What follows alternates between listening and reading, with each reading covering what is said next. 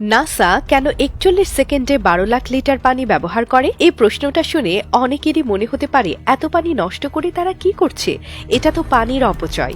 কিন্তু আসলে বিষয়টা তেমন না। নাসা এই পানি নষ্ট করছে না, বরং তারা এই পানি ব্যবহার করছে একটি খুবই গুরুত্বপূর্ণ কাজে, যা রকেট লঞ্চের সময় নিরাপত্তা এবং সাফল্য নিশ্চিত করে।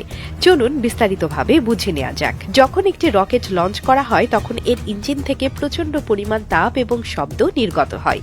এই তাপ এতটাই বেশি হয় যে এটি মাটিকে পুড়িয়ে দিতে পারে, আর রকেটের শব্দ এতটাই জোরালো যে এটি আশেপাশের এলাকার জন্য বিপজ্জনক হতে পারে। এই শব্দ এবং তাপ থেকে রকেট লঞ্চ প্যাড এবং আশপাশের এলাকা রক্ষা করার জন্য নাসা একটি বিশেষ পদ্ধতি ব্যবহার করে, যার নাম সাউন্ড সাপ্রেশন সিস্টেম। রকেট লঞ্চের ঠিক আগে এই লঞ্চের সময় প্রচুর পরিমাণে পানি ছেড়ে দেওয়া হয়। এই পানি রকেটের নিচে জমা হয় এবং লঞ্চের সময় তৈরি হওয়া তাপ এবং শব্দ শোষণ করে। এই পানির স্তর রকেটের নিচের অংশকে ঠান্ডা রাখে এবং শব্দের তরঙ্গকে কমিয়ে দেয়।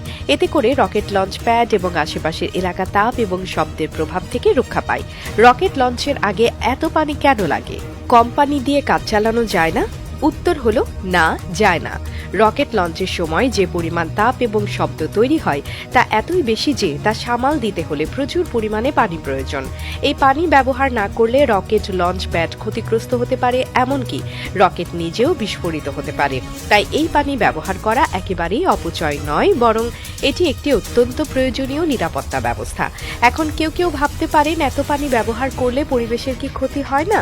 নাসা এই পানি সাধারণত স্থানীয় জলাশয় বা নদী থেকে সংগ্রহ করে এবং এটি ব্যবহারের পর এই পানি আবার পরিবেশে ফিরে যায়। এই পানি দূষিত নয়, কারণ এটি শুধু তাপ এবং শব্দ শোষণ করে, তাই পরিবেশের উপর এর কোনো নেতিবাচক প্রভাব পড়ে না।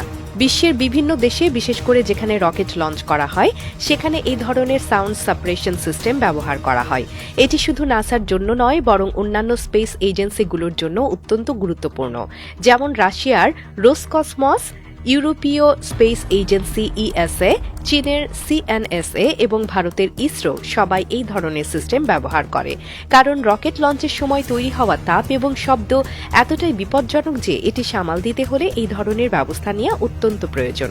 ভবিষ্যতে যখন আরও বেশি পরিমাণে রকেট লঞ্চ করা হবে, বিশেষ করে বাণিজ্যিক স্পেস ফ্লাইটের জন্য, তখন এই ধরনের সাউন্ড সাপ্রেশন সিস্টেমের গুরুত্ব আরও বাড়বে, কারণ যত বেশি রকেট লঞ্চ করা হবে তত বেশি তাপ এবং শব্দ তৈরি হবে, যা সামাল দিতে হলে আরও উন্নত এবং কার্যকরী সিস্টেমের প্রয়োজন হবে। তাই এই প্রযুক্তির উন্নয়ন এবং গবেষণা অত্যন্ত জরুরি।